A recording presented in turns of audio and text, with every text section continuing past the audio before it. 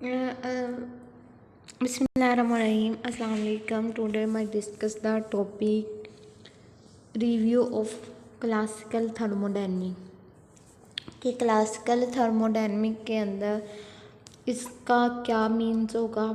फिर हम इसकी लॉ पढ़ेंगे थर्मोडायनेमिक्स के।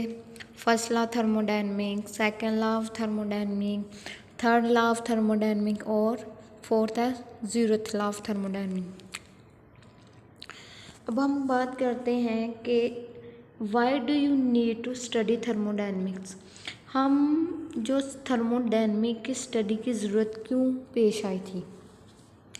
Actually knowledge of thermodynamics is required to design any design involving the interchange between heat and water. यानी कि किसी भी सिस्टम के अंदर अगर हम कोई भी सिस्टम हो सकता है उसके अंदर हम इंटरचेंज कर दें हीट का एंड वर्क का, तो हमारे पास जो थर्मोडायनेमिक उसके अंदर प्रोसेस हो रहा होता है या कंजर्वेशन ऑफ मटेरियल, अगर या जो हमारे पास कंजर्वेशन हो रही हो मटेरियल के अंदर तो वो क्या करता है, प्रोड्यूस हीट करता है। इस तमाम प्रोसेस को हम क्या कहते हैं, thermodynamic.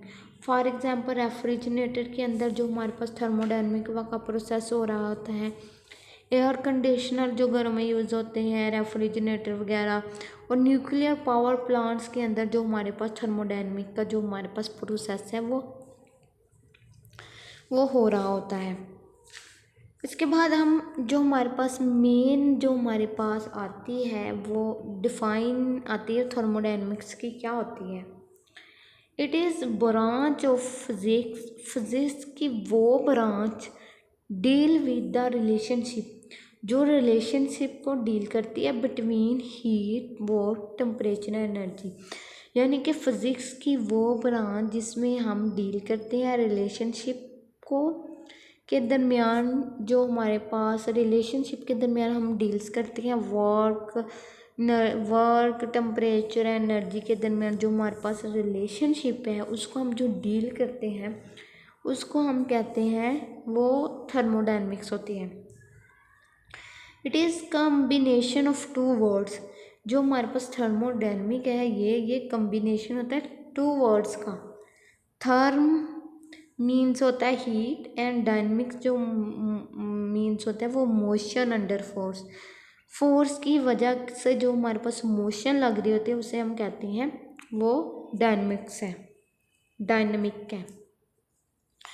Basically it deals with the transfer of energy from one place to another and from one form to another form such as a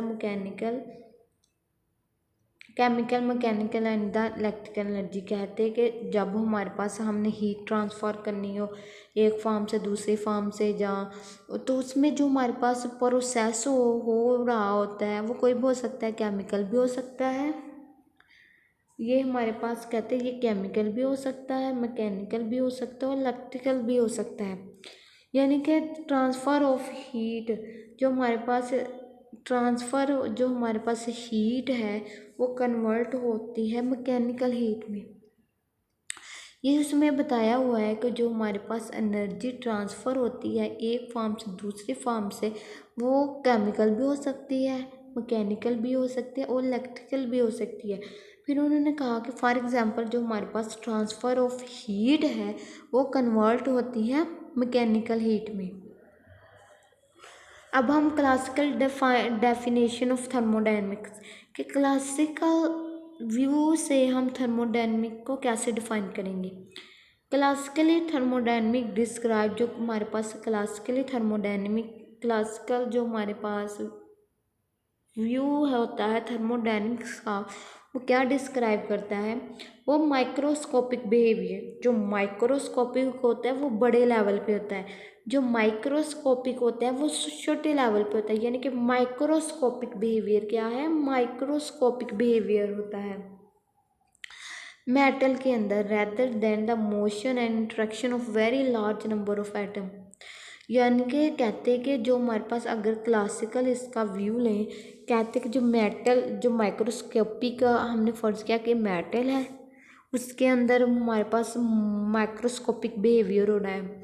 microscopic का मतलब है कि उसके लार्ज लार्ज जो हमारे पास बिहेवियर हो रहा है, ये उसके अंदर यानी कि मोशन और जो हमारे पास इंट्रैक्शन होगी एटम के मॉलिक्यूल्स के अंदर, जो उनके अंदर जो बिहेवियर होता है वो माइक्रोस्कोपिक हो रहा होता है। क्लासिकल थर्मोडायनेमिक डिस्क्राइब क्या करता है, energy transformation on a microscopic laboratory scale. कहते हैं कि जो हमारे पास क्लासिकल थर्मोडायनेमिक के अंदर हम एनर्जी को डिस्क्राइब करते हैं कि एनर्जी की जो हमारे पास ट्रांसफॉर्मेशन होती है माइक्रोस्कोपिक लेबोरेटरी स्केल पे होती है, और इसके अंदर जो हमारे पास एवरेज मॉलिक्यूल बिहेवियर यानी और उसके एवरेज मॉलिक्यूल बिहेवियर पे and the map linking of all particle assembly microscope. और जो हमारे पास होता है माइक्रो स्टेट पे जो उसके प्रैक्टिकल के जो लिंक वगैरह होते हैं, मैप होते हैं कि कैसे हमारे पास पार्टिकल्स है, मोशन हो रही है एटसेट्रा, उसके जो हम उसे यानी कि डिस्क्राइब करते हैं वो किस पे करते हैं, माइक्रो स्टेट के अंदर। कहते कि there are two points of view point from which behaviour. कहते कि जो हमारे पास, मैंने पहले भी बताया कि जो हमारे पास मेटल के अंदर जो बिहेवियर होता है वो दो तरह का होता है, एक माइक्रो एक माइक्रो। जो हमारे पास माइक्रो होता है यानी कि ये समझ लें हमारे पास कोई भी हमारे पास सिलेंडर है जो भी है, उसके हम जो हमारे पास बाहर वाला यानी कि बड़ा लेवल उसका टोटल जो माइक्रो होता है वो यानी कि उसको स्टडी करता है अंदर जो होता है उसके अंदर पार्टिकल्स वगैरह के मोशन वगैरह को वो स्टडी करता है मेटल की। माइक्रो लार्ज स्केल पे ये स्टडी करता है ये वाला, और ये वाला जो हमारे पास होता है वो जो हमारे पास स्टडी करता है वो यानी कि एटम के अंदर जो न्यूक्लियस होता है उसको स्टडी करता है, यानी कि बहुत ही छोटे पार्टिकल की जो स्टडी है वो हम माइक्रोस्कोपिक में करते हैं। पहले हमने माइक्रोस्कोप व्यू पॉइंट्स देखना है। The microscope approaches to thermodynamic is concerned with the overall behavior of the system। मैंने पहले भी बताया कि ये हमारे पास एक सिस्टम है, ये जो हमारे पास ओवरऑल जो इसका बिहेवियर होता है ना उसको स्टडी करता है। This is called some time called classical thermodynamic, यानी कि उसका प्रेशर हो गया, इसका प्रेशर हो गया, सिस्टम का प्रेशर क्या होता है, वॉल्यूम क्या होता है एटसेट्रा, यानी कि ओवरऑल बिहेवियर जो सिस्टम है उसके ओवरऑल बिहेवियर को जो हमारे पास स्टडी करता है। ये समझ आ गई। जो माइक्रोस्कोप है यानी कि हमारे पास ये सिस्टम है एक, इसके अंदर जो हमारे पास हमने कहा कि मॉलिक्यूल्स हैं, इसकी कुलियन कैसे हो रही है, इसकी वेलोसिटी क्या होगी, जो पार्टिकल की जो हमारे पास इंटरनल अरेंजमेंट क्या होगी वगैरह, ये सारी जो स्टडी होती है वो हमारे पास किस में होती है, माइक्रोस्कोपिक में।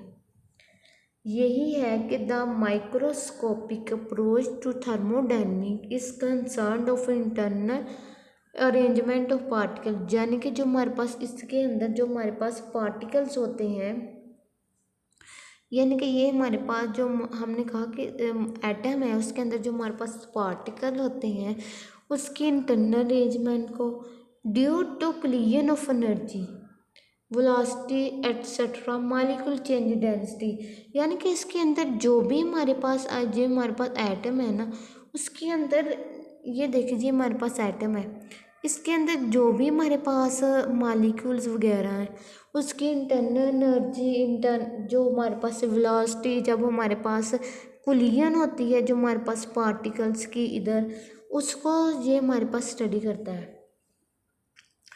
इसको हम कहते हैं स्टैटिक थर्मोडायनेमिक्स, इस वाली अप्रोच को। The object deal with the average behaviour of the particle interaction, यानी कि जो हमारे पास बिहेवियर जो पार्टिकल्स का होता है, उनके जो हमारे पास इंट्रैक्शन होती है पार्टिकल के दरमियान, उसके बिहेवियर को डिस्क्राइब करते हैं। And relates which observe microscopic behaviour of system, और जो हमारे पास सिस्टम जो हमारे पास अगर हम ऑब्जर्व करते हैं माइक्रोस्कोपिक, तो वो हमारे पास क्या होगा, बिहेवियर ऑफ द सिस्टम को हम देखते हैं। इसमें यही था कि जो हमारे पास माइक्रोस्कोपिक क्या होता है और माइक्रोस्कोपिक में हमारे पास ये पूरे सिस्टम का ओवरऑल सिस्टम का होता है, हमने इसको स्टडी करना होता है। जो माइक्रोस्कोप है, जो हमारे पास सिस्टम के अंदर पार्टिकल्स की इंटरेक्शन वगैरह, इसको हम स्टडी करते हैं। समझ आ गई? और इसके अंदर यही था कि ये हमने स्टडी कर लिया। अब हम बात करते हैं कि फर्स्ट लॉ ऑफ थर्मोडायनेमिक्स की क्या होती है। First law of thermodynamic, basically first law of thermodynamic is the state of law of conservation of energy. हमें ये पता है कि जो हमारे पास लॉ ऑफ कंजर्वेशन एनर्जी क्या होती है, कि ना तो हमारे पास हीट का लॉस होता है ना गेन होता है, बल्कि ये एक फॉर्म से दूसरी फॉर्म में क्या हो रहा है, उसकी ट्रांसफ़र हो रही होती है एनर्जी। यानी कि in a thermodynamic system, thermodynamic we transfer energy, ये कि उसमें ट्रांसफ़र एनर्जी होती है, ट्रांसफ़र हो रही होती है energy between system and surrounding, यानी कि सिस्टम एंड सराउंडिंग के दरमियान जो हमारे पास एनर्जी है वो ट्रांसफ़र हो रही होती है, but total energy of the system always remain same. जो हमारे पास कहते हैं, जो हमारे पास टोटल एनर्जी होगी वो सेम होगी। यानी कि फर्स्ट लॉ थर्मोडायनेमिक्स क्या है, कि जो हमारे पास कहते हैं कि जो एनर्जी का वो ट्रांसफ़र हो रही होती है सिस्टम के अंदर, यानी कि ये हमारे पास सिस्टम है, सिस्टम के अंदर, और ये हमारे पास सराउंडिंग में, लेकिन इसका जो हमारे पास टोटल होता है वो हमारे पास सेम होता है। यानी कि जितनी वो हमारे पास क्या हो रहती है, अंदर आ रही होती है, उतनी हमारे पास बाहर जा रही होती है। फ़र्ज़ करें तो ये हो गया हमारे पास। फिर इसकी डिफ़ाइन क्या है, when heat Q is added to the system the energy appear increase internal energy of the system plus work done by the system on surrounding. कहते कि जो हमारे पास कोई भी सिस्टम के अंदर हम जो हीट ऐड करेंगे, फॉर एग्ज़ाम्पल, यानी कि ये भी हमारे पास हमने बेकर ले लिया, जो भी है वाटर है, इसको अगर हम हीट एडेड करेंगे तो हमारे पास क्या होगा, इसकी जो हमारे पास मॉलिक्यूल्स की जो हमारे पास इंटरनल एनर्जी है वो इंक्रीज़ होगी। तो हमारे पास सिस्टम क्या करेगा, plus work done by the system होगा, कि जो हमारे पास work done by the system on its surrounding, जो हमारे पास हमने कहा जो काइनेटिक एनर्जी इक्वल होती है इंटरनल एनर्जी के, और जो हमारे पास internal energy, initial internal energy, हमने कहा कि ये हमारे पास था, ये हमारे पास इनर्शियल स्टेट थी वर्क की। यानी कि फॉर एग्ज़ाम्पल ये हमारे पास, हमने कहा था कि ये हमारे पास था, कोई भी सिस्टम ले लें, जब इसके अंदर हमने क्या किया कि हीट दी, तो उसकी इंटरनल एनर्जी जो हमारे पास आ गई वो हमारे पास क्या आ गई, इंक्रीज़ होगी। तो हमारे पास सिस्टम है, उसके अंदर जो हमारे पास वर्क डन हो रहा है वो हमारे पास by the system on its surrounding. तो जो हमारे पास काइनेटिक एनर्जी आती है वो हमने कहा कि यू के बराबर होती है। जो इनर्शियल का जो इंटरनल एनर्जी हमने कहा कि वो हमारे पास U1 है, और जो हमारे पास फाइनल है वो UF है। If system is not working, यानी कि अगर हमारे पास सिस्टम है उसके अंदर हाँ वर्क हो ही नहीं रहा, यानी कि W ज़ीरो है, तो U विल इंक्रीज, फिर भी हमारे पास इंटरनल एनर्जी होगी वो इंक्रीज होगी। जब इंटरनल एनर्जी इंक्रीज होगी तो जो हमारे पास टेम्परेचर भी हमारे पास क्या होगा, इंक्रीज होगा। हमने बात की कि जो हमारे पास सिस्टम है उस पर हम वर्क नहीं कर रहे, तब भी हमारे पास इंटरनल एनर्जी होती है वो इंक्रीज होगी। जब हमारे पास इंटरनल एनर्जी इंक्रीज होगी तो टेम्परेचर भी हमारे पास इंक्रीज हो जाएगा। If there is no change in internal energy of the system, यानी कि हम सिस्टम के अंदर चेंज नहीं कर रहे इंटरनल एनर्जी। उसके बाद हमने एडिट करते हैं G and heat, then Q हमारे पास आ जाता है वर्क के, तो Q हमारे पास आता है डेल U प्लस W। तो हमें जो फिर हमने डेल U इधर लेके गए तो डेल U हमारे पास आ जाता है, एक मिनट, डेल U जो हमारे पास आ जाएगा वो क्या आ जाएगा,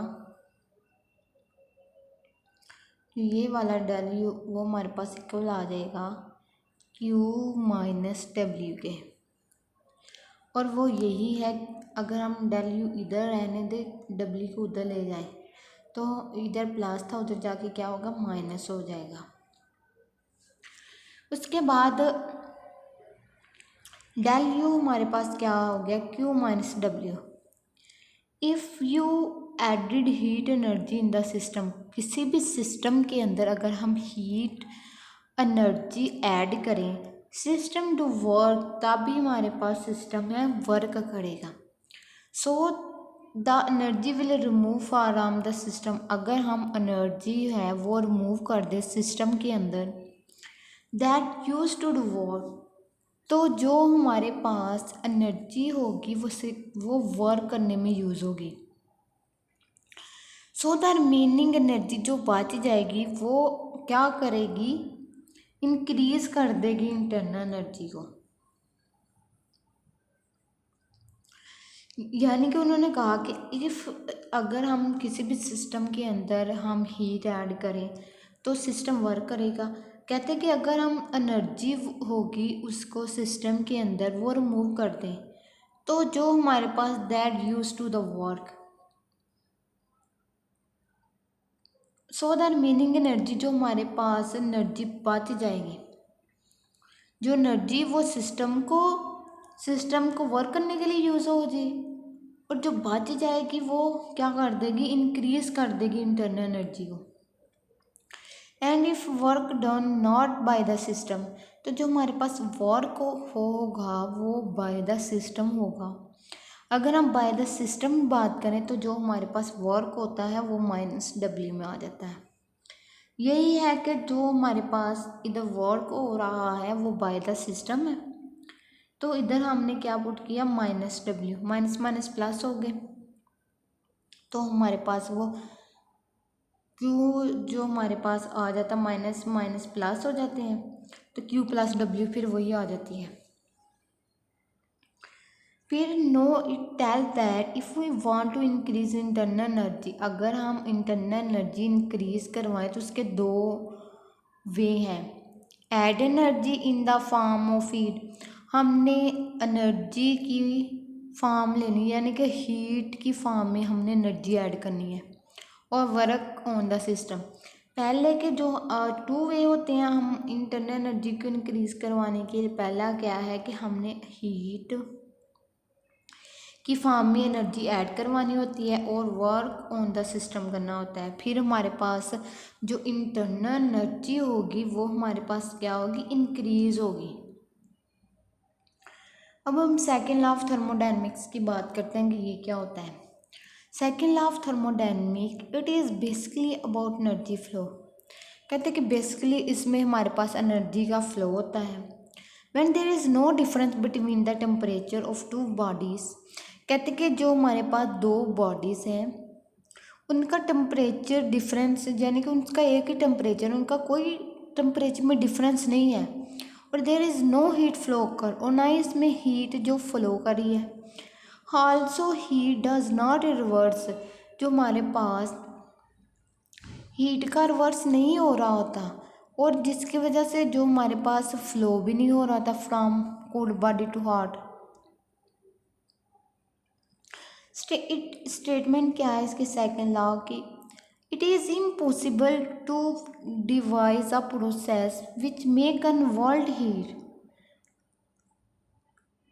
exclude from a single riser into the work without leaving any change in the system। कह रहे हैं कि अगर जो हमारे पास सिस्टम के अंदर जो हमारे पास वर्किंग है वो हम चेंज नहीं करते, तो जो हमारे पास कन्वर्ट करना होता है हीट को वो इम्पॉसिबल होता है, प्रोसेस होता है।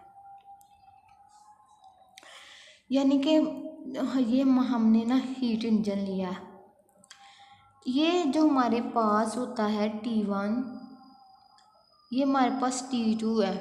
कहते हैं कि जो एनर्जी होती है जो भी हमारे पास हीट होती है T1 से T2 की तरफ आनी होती है, T2 से T1 की तरफ नहीं जाती। यही बात उसमें यही की हुई थी कि पिछली स्लाइड में कि जो हमारे पास leaving any change in the working, जो हमारे पास वर्किंग सिस्टम के जो हमारे पास T1 टेम्परेचर T1 है, Q1 हीट है, Q2 जो हमारे पास हीट है, और T2 है। अब हम स्लाइड से पढ़ते हैं। There is high temperature reservoir whose temperature is T1, जो इसका T1 टेम्परेचर भी ये हाई टेम्परेचर है। यानी कि कह रहा है कि जो हमारे पास T1 हाई टेम्परेचर है एंड जो हमारे पास इधर T2 है वो हमारे पास क्या है, लोअर टेम्परेचर। उसने यही कहा कि जो हमारे पास T1 है वो हाई टेम्परेचर है, T2 लो टेम्परेचर है। हमें पता है कि जो हमारे पास हीट है हायर से लोअर की तरफ मूव करनी होती है, लोअर से हायर की तरफ नहीं मूव करती। यही है कि जो हमारे पास for HRT heat flow Q1 and some part of this energy into work. कहते हैं कि इसके अंदर जो हमारे पास कुछ एनर्जी तो हमारे पास Q1 से Q2 में जा रही है, और कुछ जो हमारे पास एनर्जी है वो इसको कन्वर्ट करने में लग जाती है। Q1 माइनस Q2 किसके इक्वल हो जाता है, Q1 के। If engine goes through cyclic process reversible then, ये हमारे पास इसके अंदर साइक्लिक प्रोसेस हो रहा होता है, तो हमारे पास डेल यू हमारे पास आता है 0। कहते apply first law of thermodynamics, Q del U plus W, Q हमारे पास डब्ल्यू आ जाता है, तो हमें पता है कि Q1 माइनस Q2 हमारे पास क्या हो गया, डब्ल्यू आ जाता है।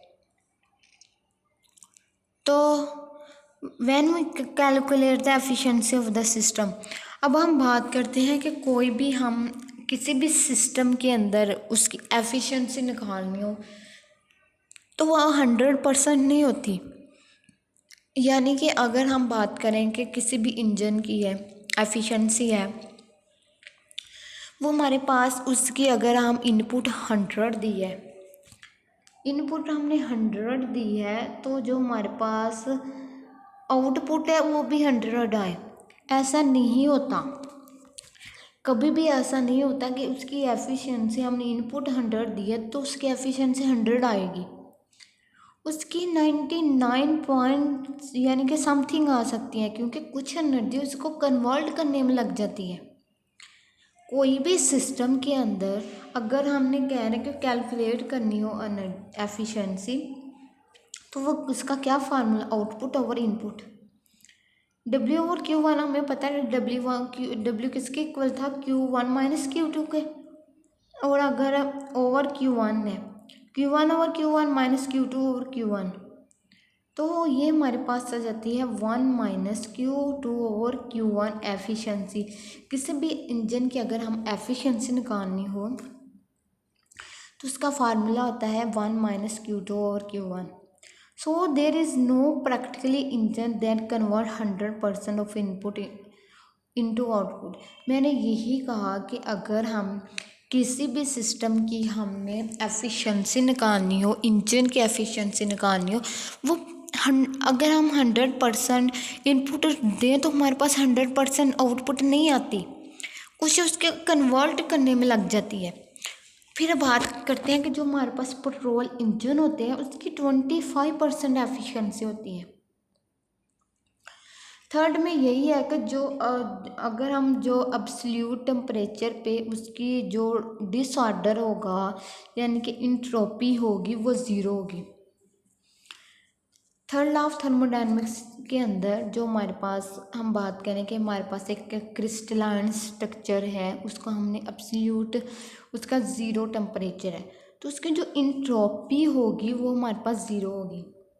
यानी कि आप perfect crystalline structure eight absolute zero temperature, यानी कि किसी भी हमारे पास परफेक्ट क्रिस्टलाइन स्ट्रक्चर के अंदर अब्सोल्यूट ज़ीरो टेम्परेचर पे उसकी जो क्या होगा, विल हैव ज़ीरो डिसऑर्डरनेस, वो ज़ीरो ऑर्डरनेस शो करेगा, यानी कि उसकी जो इंट्रोपी होगी वो ज़ीरो होगी। However, if there is even the smallest hint of imperfection in the crystalline structure, then there will be also minimum amount of energy। कहते कि हम अगर हम बात करें कि हमारे पास छोटा सा हम कहते कि हिंट ले लें इम्परफेक्शन का, जो क्रिस्टलाइन सॉलिड के अंदर हम कहते हैं कि उसकी जो हमारे पास ज़ीरो नहीं होगी इंट्रोपी, यानी कि मिनिमम अमाउंट ऑफ इंट्रोपी होगी।